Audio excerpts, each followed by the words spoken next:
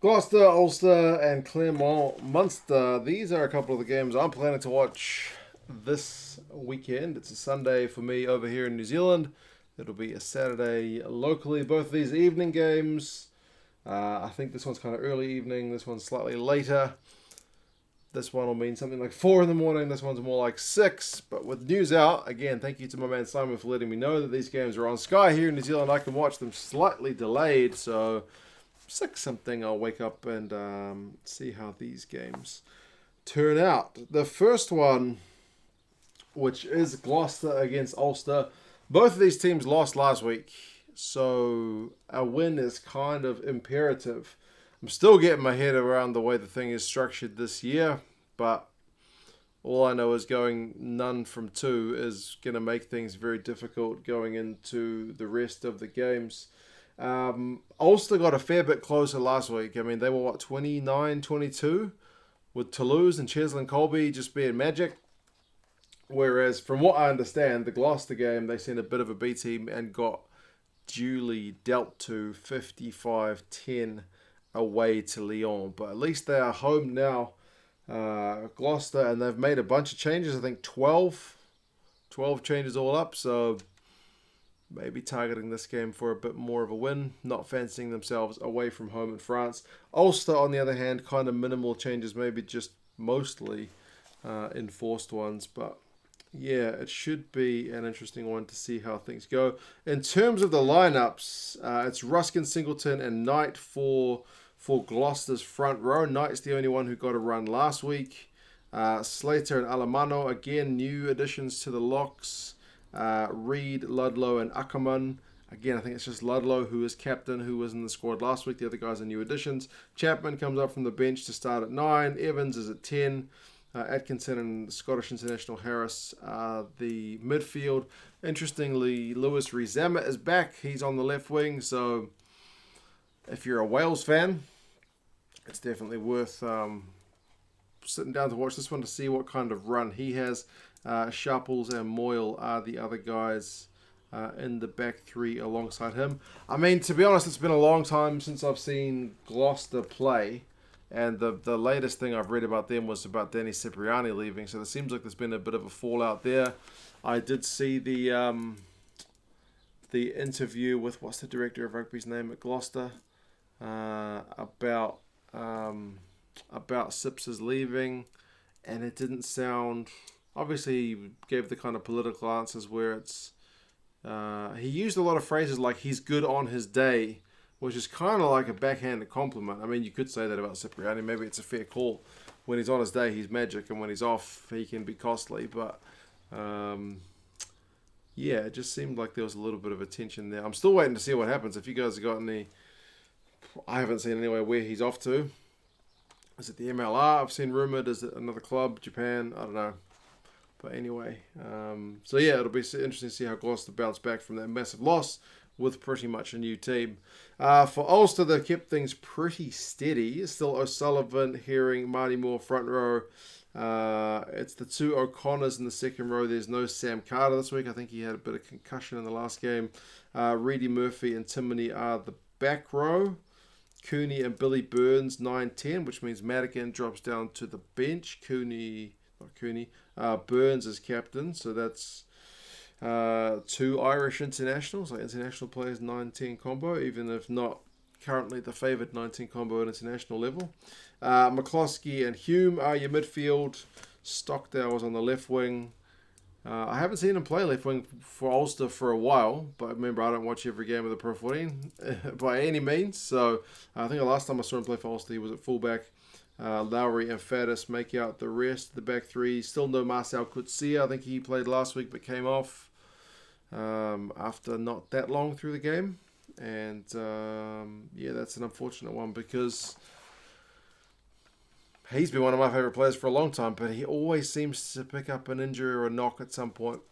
It's just one of those things he's prone to. So yeah, both these sides with the losses could certainly use a bit of a bounce back win. Interestingly, I always look up the predictions for these games on 2 sites, usually the bookies and Rugby Forecast's algorithm. The bookies have got Ulster by 6, whereas the Rugby Forecast algorithm has got Gloucester by 4.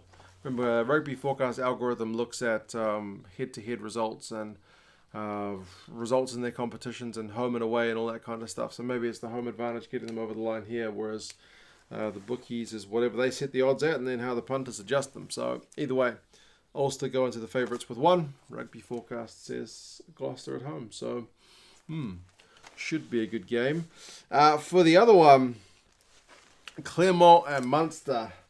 I did watch Munster last week. It's the only one of these 4 teams that I actually watched play last week. They got the job done 21-7 over Quins at home, which was a win which was like comfortable without being kind of earth-shattering.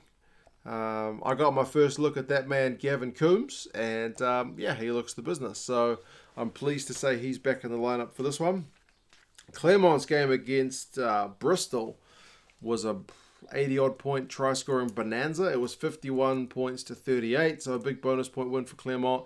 The bonus point's the one thing that'll be disappointing about the Munster game. I think with all those yellow cards that Quins had, they really would have wanted to convert that one. Was it 1 or 2 more tries? They only get 2 tries. Anyway, they will see it as a missed opportunity, especially now they've got to go away to France to play seemingly a pretty good team.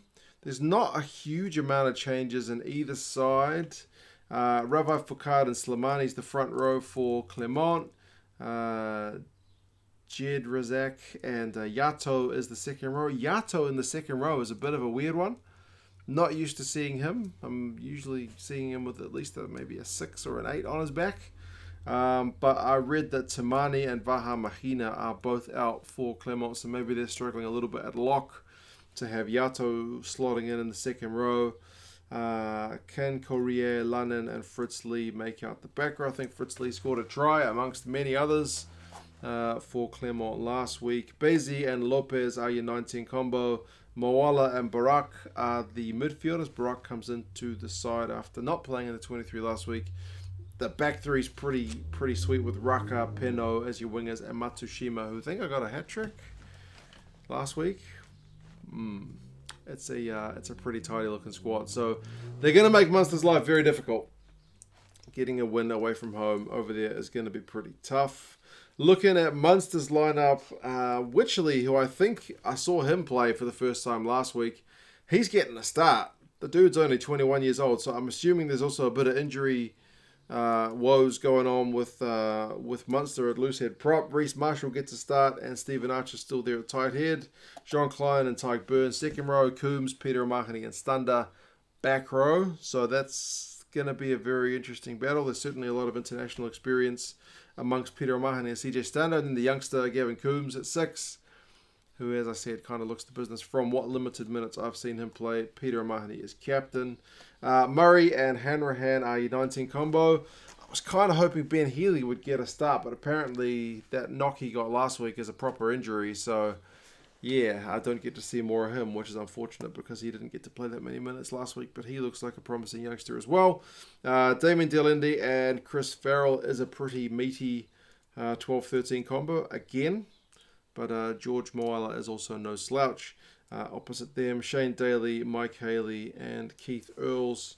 The back three, there's no Conway this week either, so Shane Daly is the one who kind of steps up. So, yeah, a few changes for both sides, seemingly mostly enforced. And, maybe scrum time for, I don't know how Wycherley's going to go, but maybe that's an area of concern, having a 21-year-old guy away in a European game against Clermont.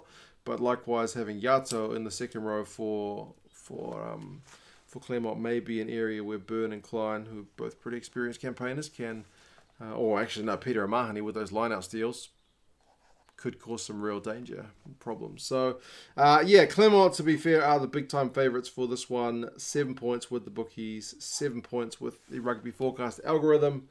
If you're a Munster fan, how confident are you going into that one? Would you take 7-point loss? At least you get a losing bonus point. Don't know. Clermont last week, 51 points, man. They're going to score some points. Munster's defence will have to be good, but they're renowned for it, so we'll see how they go. Hanrahan is also... He could use a good shift, to just put it that way. So, Anyway, these are the two games I do plan to watch this weekend, or at least this Sunday my time. I know there are other games on, but these are the two I think I'm going to go with. I know Leinster's playing Northampton. I think Leinster will probably get the job done there. So, yeah. Anyway, you guys let me know your thoughts on these ones. Are you backing Clermont at home? As apparently it's 7 points is not exactly a foregone conclusion, but they are pretty heavy favourites. There's a bit more doubt about the first one. But anyway, you guys let me know your thoughts, and yeah, talk to you soon. See you later.